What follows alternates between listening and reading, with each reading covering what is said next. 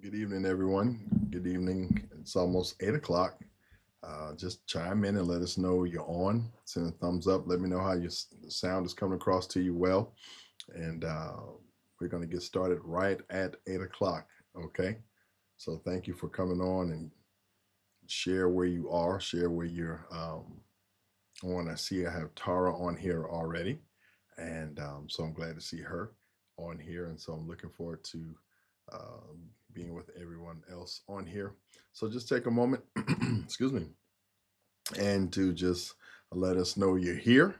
Uh, you are on here, and you can hear, and you can hear clearly.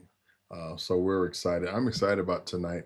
I'm excited about that, and so I'm gonna take a moment. Like I said, it's 7:58. In 2 minutes, we're gonna get set and we're gonna get ready, and we're going to go. Thank you again for being on this pop pop up leadership masterclass.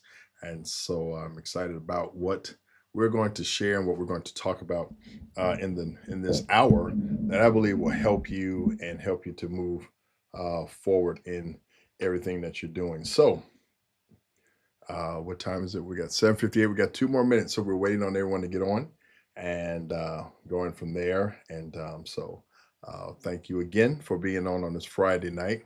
I know you probably could be a lot of other places, but you are here on this masterclass, this Friday night masterclass at 8 p.m. So, no better place in the world you should be than right here on this masterclass. We got 1 more minute. And then we're going to begin and going to start. While you're there, and those that are already on here, let us know where you're watching from. Let us know. I see your names and some of your names, but let us know where you're watching from and those good things. So share your city, your town, wherever you may be. And we're about to take off in a moment. All right. All right. Good stuff. Good stuff. Good stuff. Where we got a few more seconds, few more seconds. I'm really excited about this, and I'm so grateful that you all would take the time to be on here with me. So, um, looking forward to it and to do that. So, like I said, take a moment to. Some people are from Savannah, watching from Pooler and Richmond Hill, Pooler, Garden City, and some other places around. So good stuff. Well, hey, it is 8 p.m. and it is time to begin this masterclass. I pray and hope that it will really help you. And I'm grateful for that.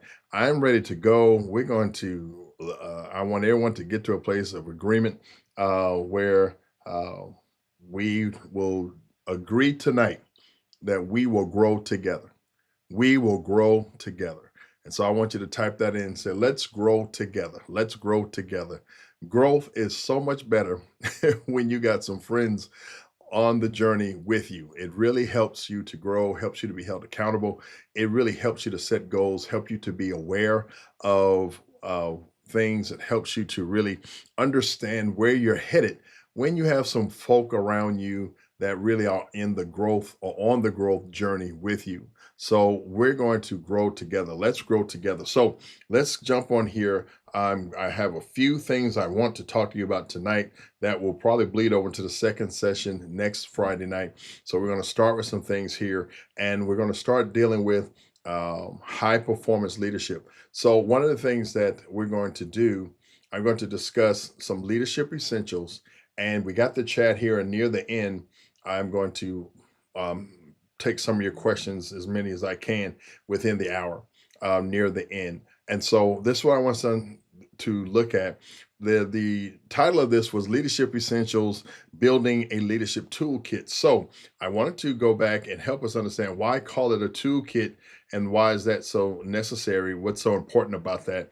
When you're in leadership, and if you, especially whether it's nonprofit, for profit, whatever sector you're in, each leader always needs some kind of form of a toolkit, just like a plumber or has a set of tools for every job, for every situation. A leader needs a toolkit for every job, for every situation things and tools and skills and abilities and mindsets that you must have and be able to maneuver and navigate within and through for different scenarios that come in your leadership journey. So, a leadership toolkit is a comprehensive set of skills, strategies, mental models, spiritual principles, and emotional competencies that a leader cultivates to lead effectively in all dimensions of life, spiritually, emotionally, relationally, and strategically. Just as a craftsman needs tools to build, a leader needs intentional tools to influence, inspire, and implement. So, anytime as a leader, when you come into a situation, you have to bring your toolkit. You have to open it up and say, what do I need to use in this situation and this scenario? Many of us are not aware that we should have a toolkit. That's why you're on this class. That's why you're part of this masterclass. So I can help you begin to build one out. And these tools are mostly intangible, but yet tangible mentally. They're tangible emotionally, things you can touch and feel, but also use to discern. Wisdom is part of your toolkit. Having wisdom is part of your toolkit, that you have to be able to use wisdom when you're dealing with certain situations, when you're dealing with people. And we're going to cover some of those things tonight as much as I can. The rest of it will bleed over into the next session. So when you're understanding the toolkit, that you understand that one size does not fit all because of your situation and your background and things of that nature. So everyone can't approach everything the same way, but everyone definitely needs a toolkit. So you want to write that down and say, I definitely need a toolkit. And so you can put that in the chat. I definitely need to build out a toolkit. So when a toolkit, understand, is one size does not fit all, but it's curated and it's always evolving. It's always growing. It's like when you're a child, and when I played baseball, when we played, the ball was different. The bases were a little shorter. The bats were smaller. Um, the field was different. But as I continued to play the game, my talent evolved, my skills evolved, my bats, my equipment evolved. The same game, but my equipment had to grow as I grew in playing the game. And same thing with leadership. Where you start today is not where you will finish, but it is definitely, you have to evolve in the game of leadership. You have to evolve. You can't allow yourself to stay in one place. You have to allow yourself to evolve in the game of leadership. You have to allow yourself to see that the bases are a little further now. The bat is a little bigger. The ball is coming at you a lot faster. The competition has changed. Some of the rules have changed. And as you continue to evolve in leadership, that helps you to cultivate and bring and raise up. I need a toolkit. I need a toolkit that keeps evolving. So you never want to get to a place where you think you have arrived in leadership, because leadership is a constant journey of growth. It's a constant journey of discovery. Sometimes also a journey of sometimes frustration and even failure. But even with those things, you must have a toolkit to not only deal with your success or how you got to be successful, but what is in your toolkit that helps you to deal with failure. How do you learn in failure? How do you evolve? And how do you win again? That must be a part of your toolkit also. So let's continue to go further, because this is just the intro. I'm excited. I hope you're excited too. So part of your toolkit and part of how you evolve in your collection of high performance principles, these things help you to respond instead of reacting, to think clearly under pressure, to lead with vision and conviction, to communicate with empathy and power, and make sound decisions anchored in purpose. But I also will say, make sound decisions anchored in purpose, but also in principles. in principles. So tonight we're going to cover a little bit of what is high performing leadership, but we're going to tackle these three particular areas. Four, actually. One, high performance leadership. Number two, mindsets. That's going to be pretty cool. Three, communication. And four, decision making. I'm looking forward to these things. So we're going to dig deep into this and go further as we begin to move on. So here's part one: high performing leadership. You want to write that down because you may not think you're a high performance or high performing leader, but you really are, or you're in place to become one. So you want to be able to write this question down. What keeps you from emerging from leadership to high performance leadership? What keeps you from emerging from leadership? Because everyone can be a leader and everyone has some degree of leadership within them. What keeps you rather from emerging from leadership to high performing leadership? Well, I know you just asked someone, said, well, what is actually high performing leadership? I'm so glad you asked. So, a high performing leader is a purpose driven individual who integrates strategic thinking, emotional intelligence, spiritual maturity, and relentless execution to produce exceptional and sustained outcomes in themselves and their teams, rather.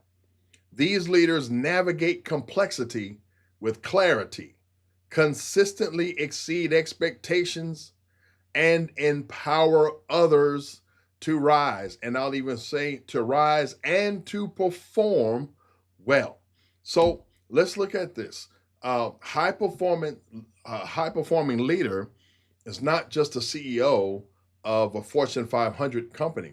A high performing leader can be a mom, a stay at home mom, or a stay at home dad who has to manage a household, get the kids dressed, breakfast, fed, on the bus to school, manage the household budget, the economy of the household, manage dinner, the logistics, the lodging, manage when everyone's coming home, and then rest the house for the night, and then release the house the next morning to execute again.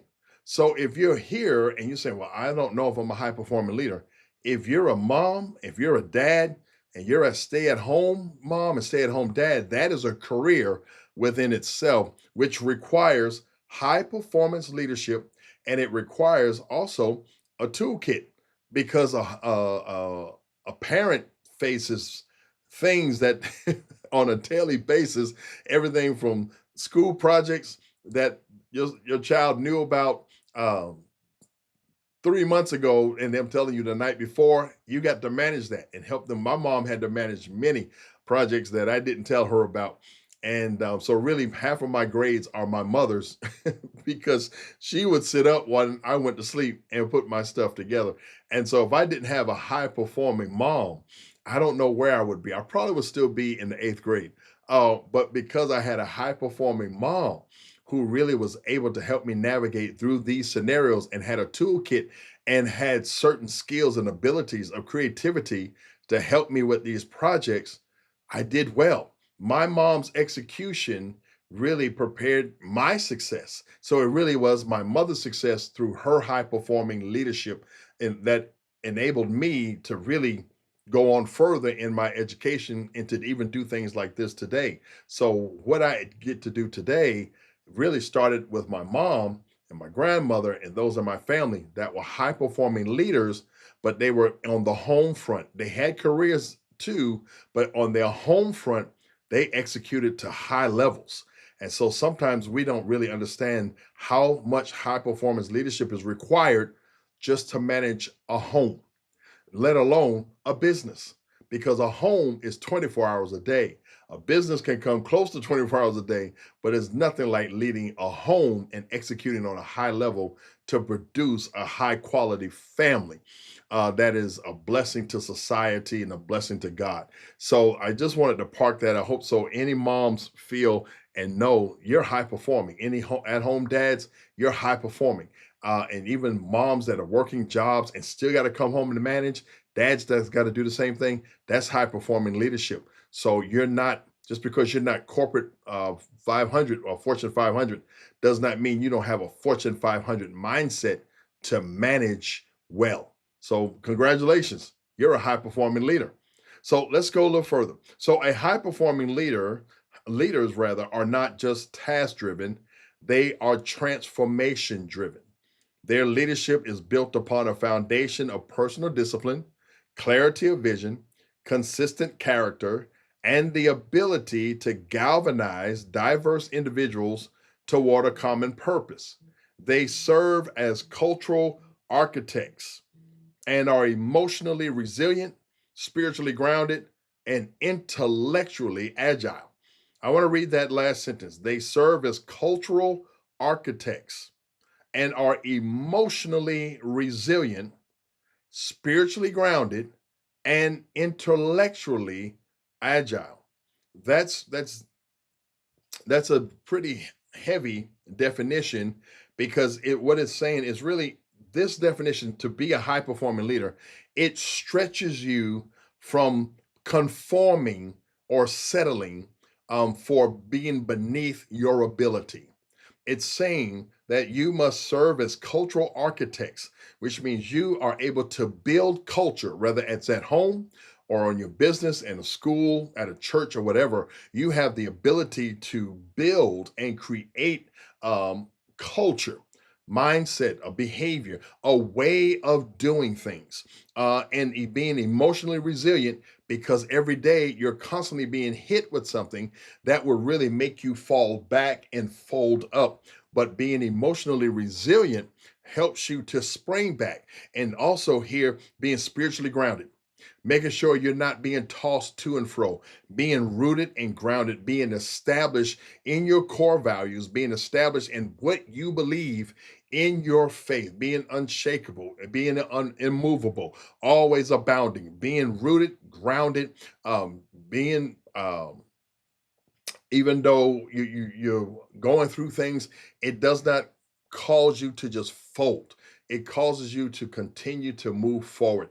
And so when you're intellectually agile, allowing yourself, your thinking, to not just be fixed. I'm going to talk about that in a little bit, but allowing it to grow, allowing it to be open to new perspectives and other different ways of doing things. Also allowing yourself to continue to learn, so that from an intellectual place, you never get to a place where you arrive. You are always in a place where you are constantly evolving, and you evolve by educating yourself. You evolve by surrounding yourself with and immersing yourself with educational opportunities that will strengthen the intellect, sharpen it, give it new perspectives, but without compromising core values, without compromising your faith, without compromising what you believe in your heart, but allowing yourself to see how things work in different ways. It is okay to see things from the eyes of another person.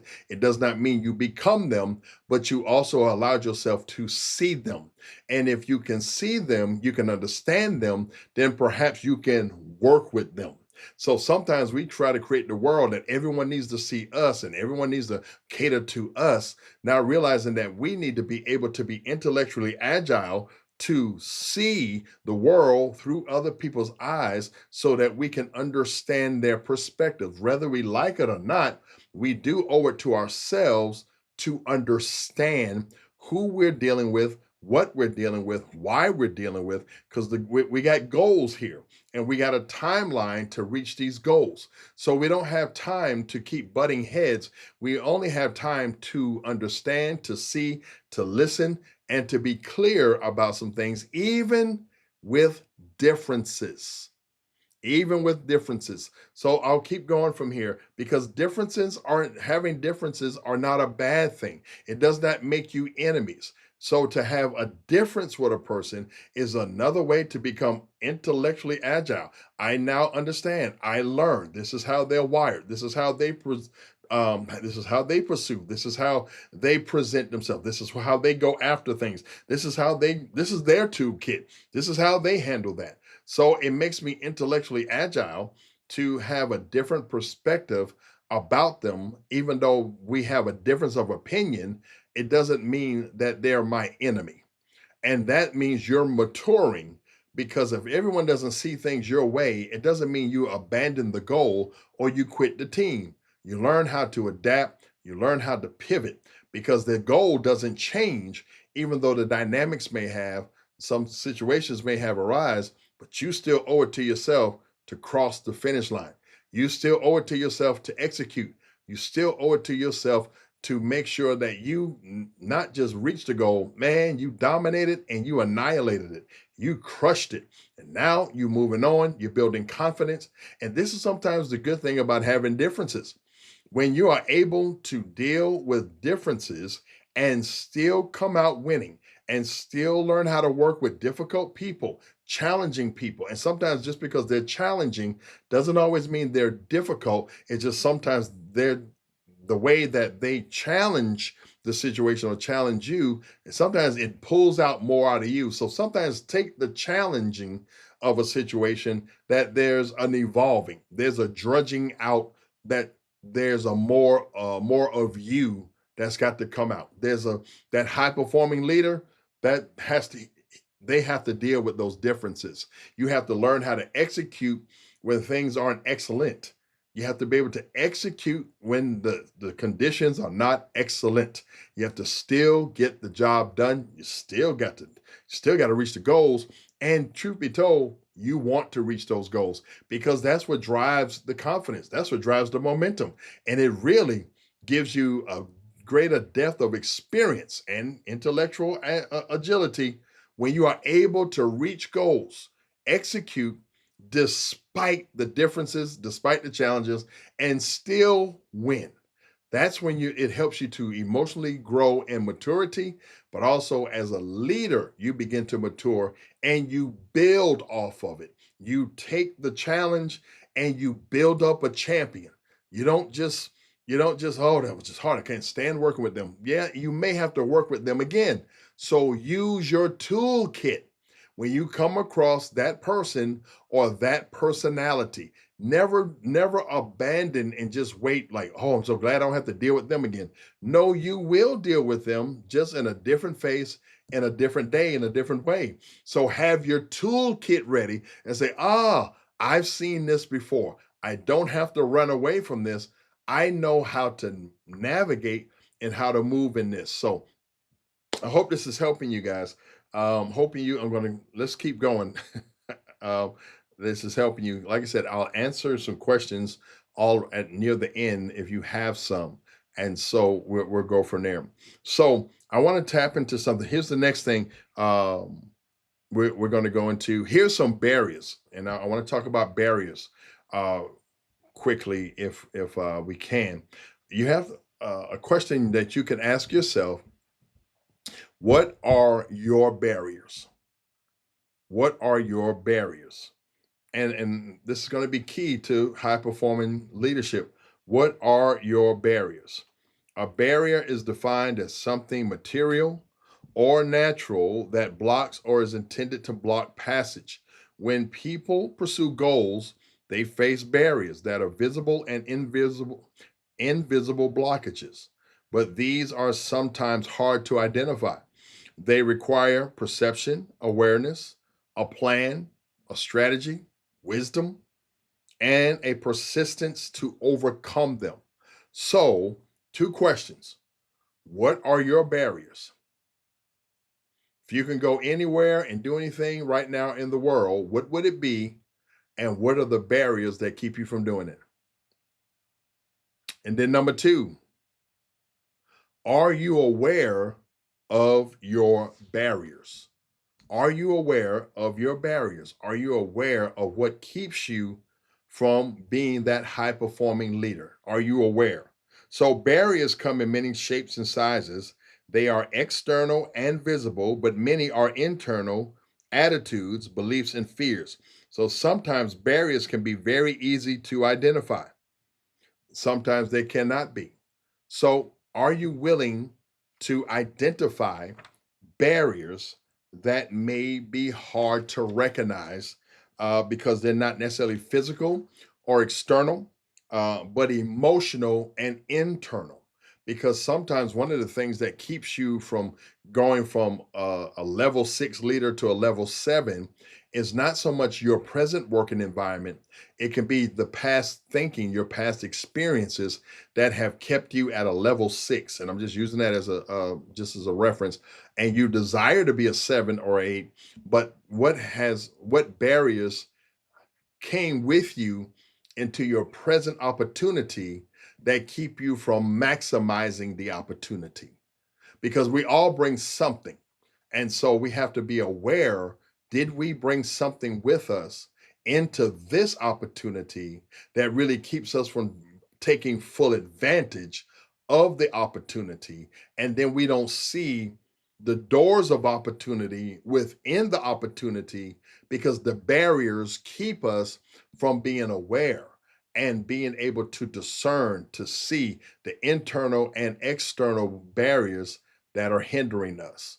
So that's some homework you're going to have to do so that the next time I see you, you're able to say, hey, the next time I talk to you, I think I'm working on barriers. Some barriers, and I'll give you a couple of them.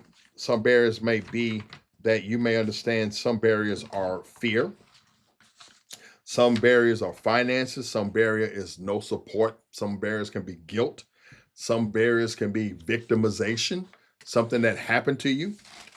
Sometimes being isolated is a barrier. You don't come out and you don't let anything or anybody come in. Isolation is a barrier.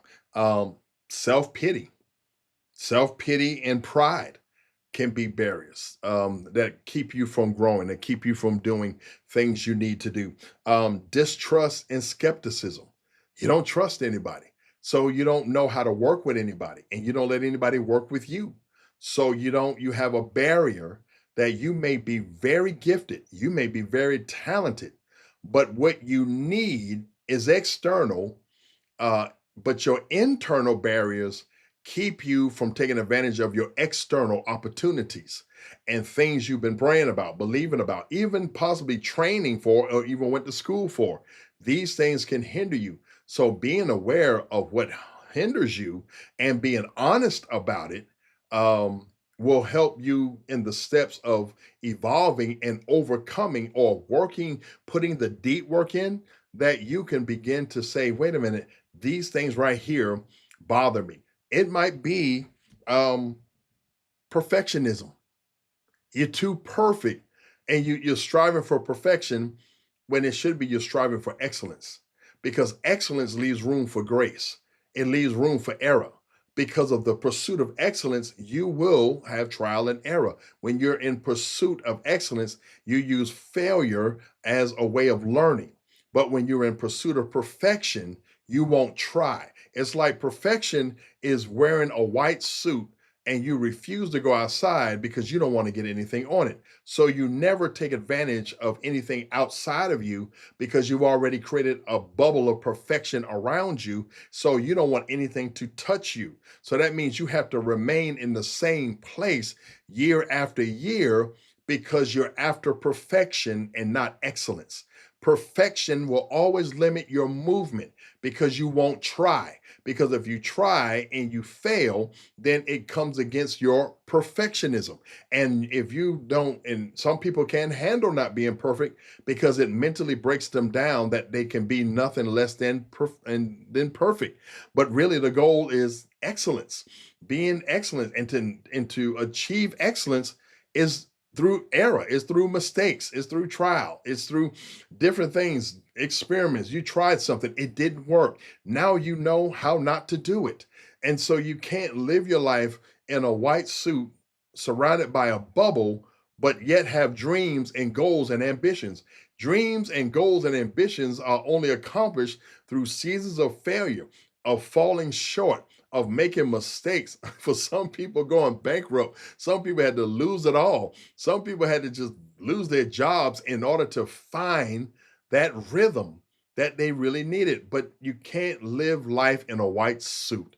It's good on Easter, and it may not be good after Labor Day, but it's not good for leadership. You can't have a white suit leadership mindset that everything you do and say has to be perfect. Some of the best leaders are the best leaders, and the greatest leaders are the most flawed leaders who understand they have blind spots, who understand that they got issues, they got challenges, they got these flaws, and they build a team to help them not only get through the flaws, but they get through the flaws together. Henry Ford said, he was asked one time, he said that he was asked about his education. And he says, I have 10 degrees. And he says, how in the world did you get 10 degrees? He says, I hired them. He surrounded himself with people to that had what he didn't have. One of the things that helps us to be high performance leaders is to actually admit what we don't have. One barrier that we have to overcome is to be able to admit what we don't have and what we don't know, and surround ourselves with those who have it and those who know it. And you will be surprised. No one will look down on you because they need the opportunity also. Your vision is their opportunity. And they need your vision, and you need their talent. You need their skills. So everyone's not looking to open up their own shop. Many people are looking for a vision to be a part of that is in some of you. And they simply need to find you, and you allow them to come in to where you are, and getting rid of the barriers that will prevent them from helping you, but also setting up boundaries that protects what you put together. So you have to overcome barriers, but also learn how to set boundaries. And I'm not going to talk about that tonight. Perhaps it'll be in our next masterclass, but we're going to move on right now.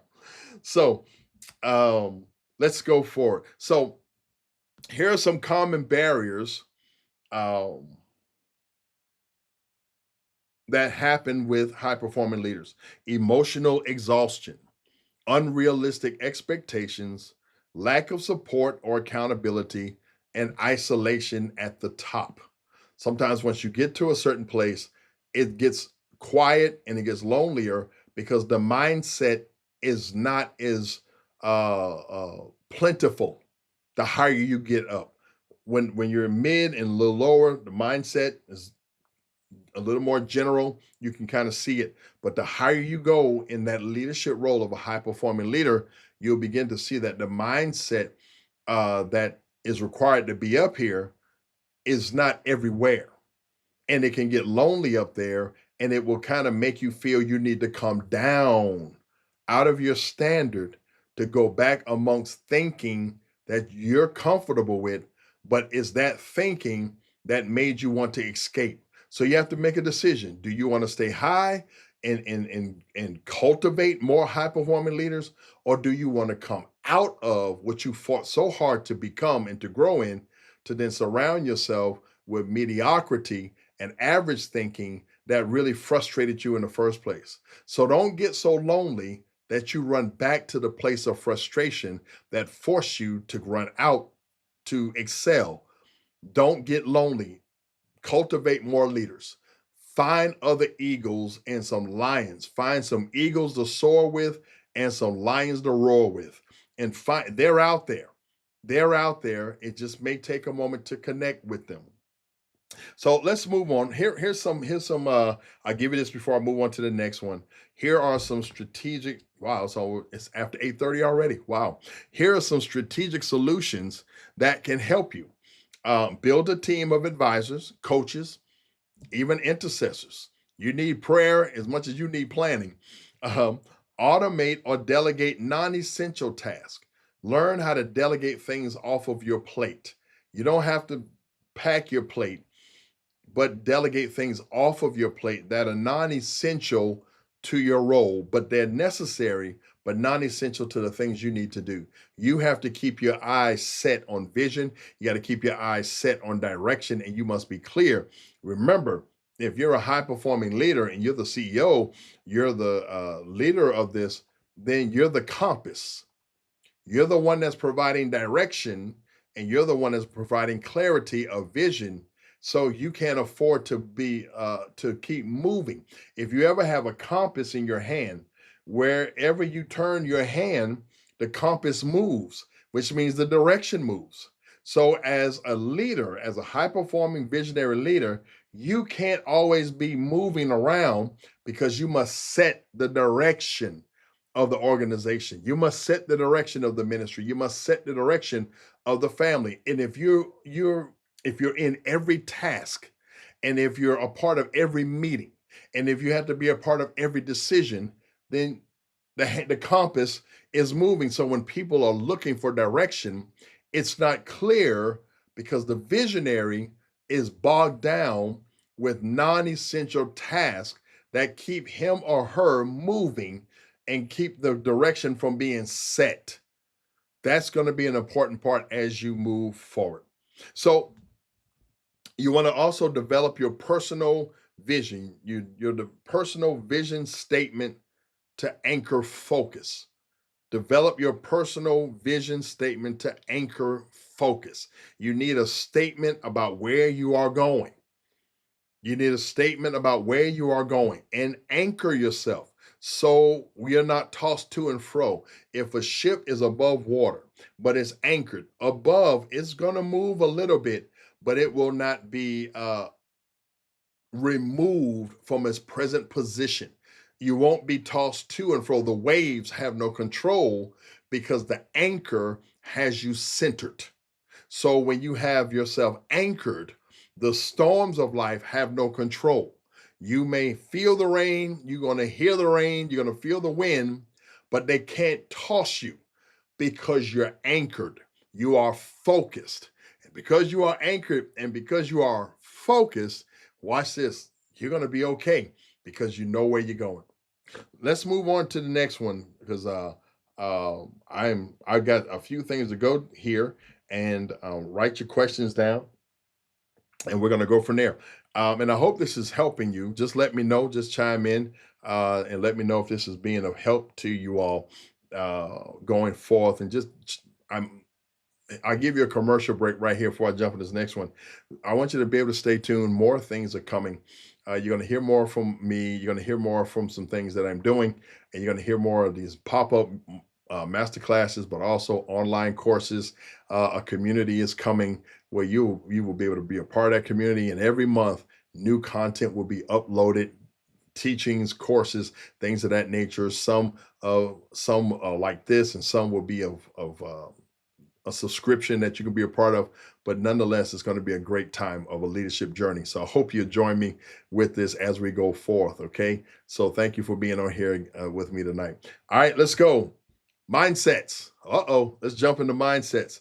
So mindsets, mindsets is such an incredible thing that there's not enough time to talk about it, but I thought I'd crack the egg just a little bit. So to kind of dive into what this may be to you, and help you go from there. So because mindsets is something that really drives a lot of what we do and who we are. So a mindset is a cognitive and emotional framework, a collection of beliefs, attitudes, values, and perspectives that determines how an individual sees the world, interprets circumstances, makes decisions, and responds to challenge or opportunity.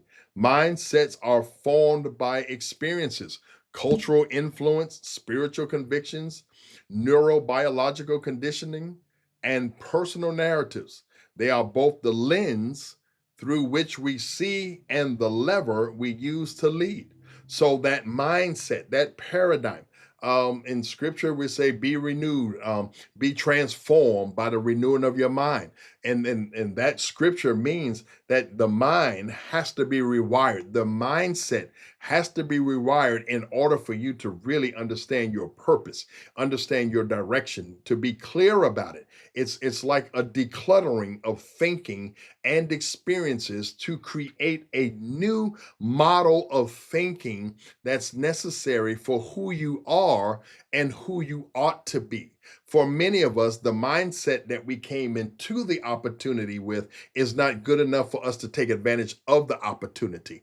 And when we sometimes we get great jobs and we come in and we're hired, and but we aspire to be more in our career, but the mindset won't allow you to, because it hasn't evolved. So the mindset sometimes has to be rewired, has to be transformed in order to really to see what's in front of you and to see the advantage that you have by growing in your mindset and allowing yourself to come over the barrier of fear and open yourself up for the opportunity to be educated about who you are and to evolve into a new self.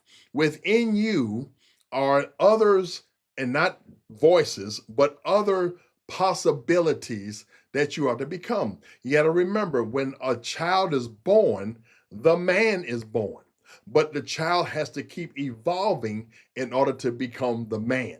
And the child has to make sure it has the right nutrition, it has to be educated, has to be in the right environment, has to be safe. All of those things have to be in place for that child to eventually evolve into that man. So when you're born, you are who you ought to be, but you must allow the mind to shift and change to evolve you, to educate you, that you become that person, that you reach the end, that you really have a joy about your life because you're becoming who you ought to be because of the mindset that you are allowing to grow.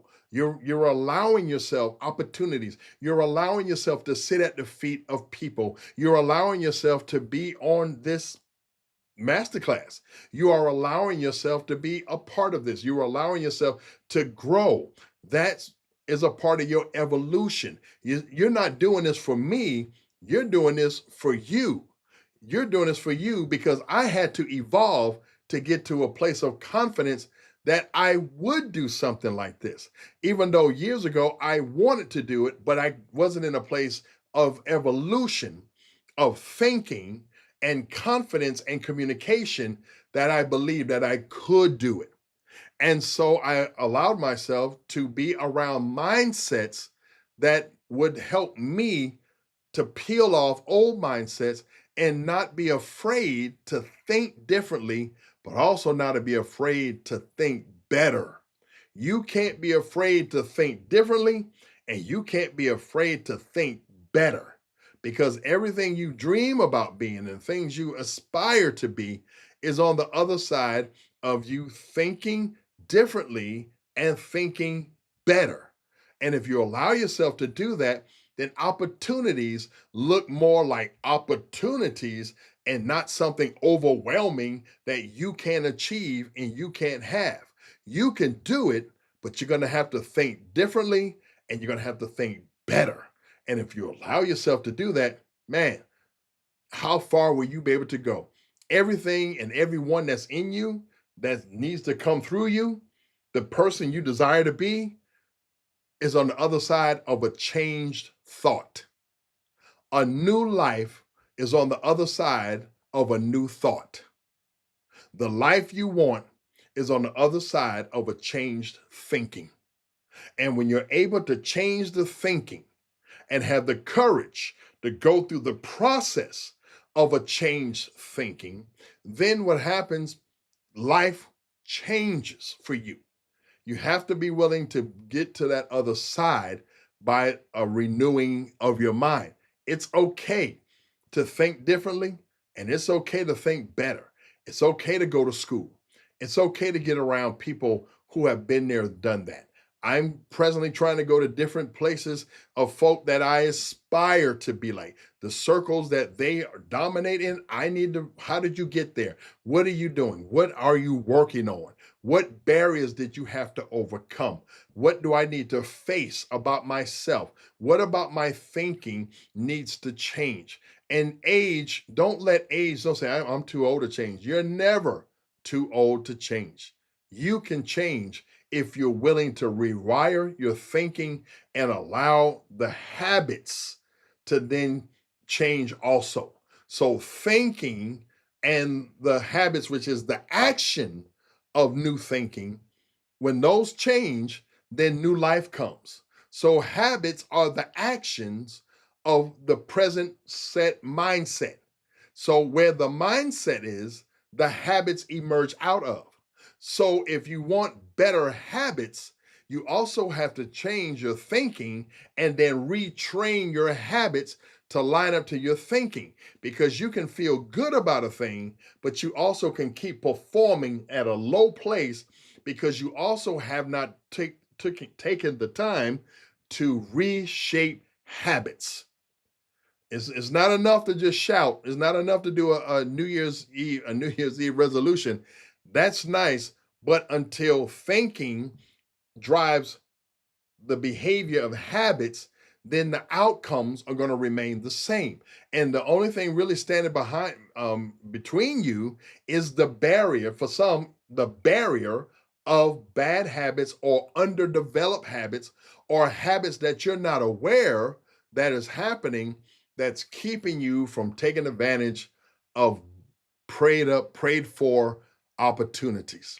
So mindset has a mindset is more crucial than you realize. It's not just getting up saying I'm going to the gym. It's really getting up saying I'm going to live, and I'm going to live like this. Here are my goals. Here are my goals. Here are my habits. Here's where I am, and here's where I need to be. And this is what I must be willing to do. This is what I must be willing to do. This is what I must be willing to do. You must be willing to make the changes necessary so that you won't die frustrated, so that you won't die feeling that I just didn't make it. I just didn't know. You can change this. You can make the pivot right now in your thinking. And sometimes you have to make a list or do an assessment of how you think. How do you think? Because that's part of your leadership toolbox. When you come across situations in leadership, it's your thinking that's on trial. It's your thinking that's being dealt with. It's your thinking that the people are watching. It's your thinking. How will he proceed with that? How will he handle that? How will he go about that? What's his strategy? So they really are not so much watching your hands, they're watching your habits that have been formed out of your thinking. And people respond not always to your words, but to your thinking that form those words and the habits that drive those words. That's why you have to stay in a place, because you're the compass, you're the visionary. So if you're the compass, you have to stay in a place so that the ship can stay on course.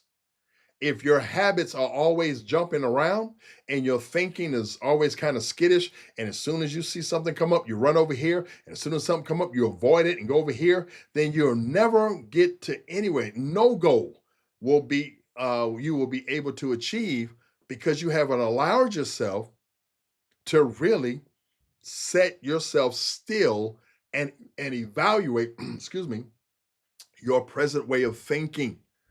It's okay. It's okay to do that, because you're too important to settle for mediocrity. We need greatness, even if it's flawed. We need your greatness, even if it's flawed.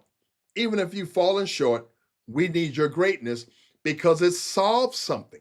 It solves something that we didn't know needed to be solved until you arrived.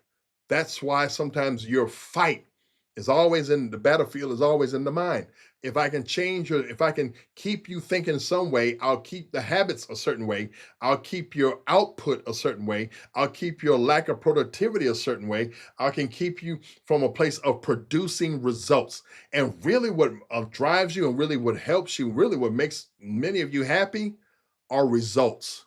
Many of you, if not all of you, like positive forward movement. You love momentum. You love progression. You don't like stale stuff. You don't even like being around stale people, but you kind of settle for it. You have to be honest. You like movement. If you like me, you like progressive movement. You like things that get done. You like accomplishment. I don't care if it's a small goal of picking up toothpicks. Today, my wife and I went some places and we got some things done we were wanting to do. It released a different kind of flow and adrenaline in me of a small accomplishment. Be honest with yourself. Don't you like getting things done? Be honest. Put that in the chat. Don't you like getting things done? Yes or no? Because if you like getting things done and you remember the feeling that it was when you got it done, when you got it accomplished, why abandon that? Go back and build on the momentum and enlarge the territory of your thinking that allowed you to progress towards these goals with discipline and renewed habits that you're now aware of. And what you do, you keep winning and you keep progressing. And even if you have a tire to blow out along the way, you know how to use your toolkit to fix that tire and get back going again. Once you learn how to move forward, and you know the strategy of forward movement and the tools necessary, no one can take that from you. You can always recapture momentum if you understand the physics of movement. Once you start moving something and it gets the movement behind it, the force behind it, it then picks up speed on its own. So you don't have to always make a thing move. And sometimes you have to just begin to create the movement behind it and allow the force of your goals and the force of vision and the force of life and purpose begin to create momentum behind that rock and you begin to see things moving forward. Those are some of the mindset that you must have going forward. Um, so let's move forward. There's so much more here, and I'll build on this on the next one. But let me go here. Here's something. Here are some past mindsets, common barriers that hinder this mindset: past trauma or unhealed wounds, cultural or denominational traditions, things in the family that hinder you in that those mindsets, rejection and abandonment experiences, being rejected, your fear of abandonment keeps you in that certain mindset that keeps you from really being who you are called to be. And so when you here's something what you can do, here's a strategic solution: conduct a belief audit. Conduct a belief audit. Here's the question, write this down. What do I believe about myself, leadership, and people? What do I believe about myself, leadership, and people? Because you have to be aware of how you believe about yourself, not condemning yourself, not beating yourself up, but being honest. What do you believe about yourself? What do you believe about leadership? What do you believe about people? All of us have that kind of skewed because we've dealt with people. And so when you're dealing with that, it gets to a place where you're not sure how you feel about people. I'm a big person on trust. If once trust is kind of blown with me, I kind of back off a little bit because love is unconditional, but trust, that must be earned. Trust is something is like credit. It's got to grow over time. And if you jack it up real bad, then we got to rebuild that credit back up. And that takes time. And sometimes it doesn't happen. So how do you feel about trust? And have you broken trust? It seems like sometimes we want people to be trusted. We want trusted people, but then also maybe we didn't handle trust well. So sometimes we have to go back and say, am I handling trust well? because I can't demand them to be, and I'm not myself. So sometimes you got to ask yourself a question: am I trusted? Do I have, am I the leader that people want to be around? Not because I got passion and all that stuff and charisma. Can I be trusted? Do I bring a piece to the team that someone is on the team that can unite the team because they're trustworthy? And sometimes you can have great teams, whether it's in church or on a field or in business. Everyone's talented, everyone's skilled, everyone is gifted, but there's the trust factor is very low. And the trust factor also has come out of a mindset that that person does not value being trusted. They value being in charge. They value telling people what to do. They value getting the credit. They value winning, but they don't value being trusted. And I'm gonna tell you something, you have to learn how to value being trusted. And when you feel something is not working in that area with a person, it's important. And I'm not going to get to this tonight, I'll get to it the next time. How to communicate broken trust, how to repair and how to fix it if possible. Because when trust is broken, it throws something in the mindset of the leaders and the team. And everyone can have the same title, everyone can have the same collars, and I'm talking about church, you can have the same office titles, but when trust is not the norm and is very low, then productivity is low. There's a book by Stephen Covey, I believe I read before, called The Speed of Trust. And it talks about how when trust is low, team morale and productivity is very low. But when trust is high, what they're able to do exceeds and they meet and surpass the numbers because the trust is high. So if your team is not moving, it's not so much that people are stubborn. It's not so much that people just don't get along. People can get along and don't trust one another, because me getting along with you has nothing to do with productivity. Me loving you has nothing to do with goals. I love you, period. I can get along with you, period. But when it comes down to working, when it comes down to vision, when it comes down to management, when it comes down to actually productivity, that's where the problem arises. So I can get along with you perfectly, but when it comes down to us defining the goal and getting there, trust has to be established and understood. And when there's no trust, there's no movement.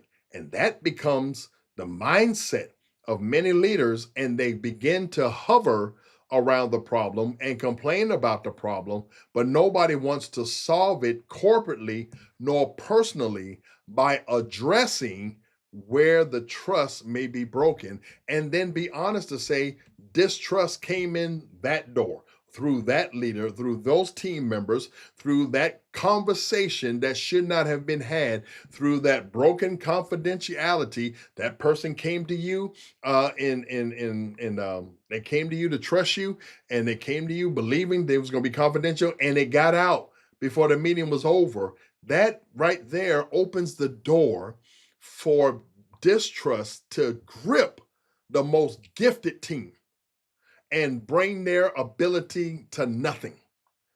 No matter the anointing, no matter the gift, the grace, no matter the power, no matter the education, distrust will cripple a team, a church, a ministry, a corporation, a industry in literally a moment. Can you be trusted? And is that a barrier for you? Is trustworthiness a barrier for you? Can you be trusted? And do you know how to be trusted? I'm going to pause right there. There's so much more I can talk about, but I'm going to pause right there. Did anyone have any questions? Because it is 8:55. Did anyone have any questions that you can type in while you're thinking about that?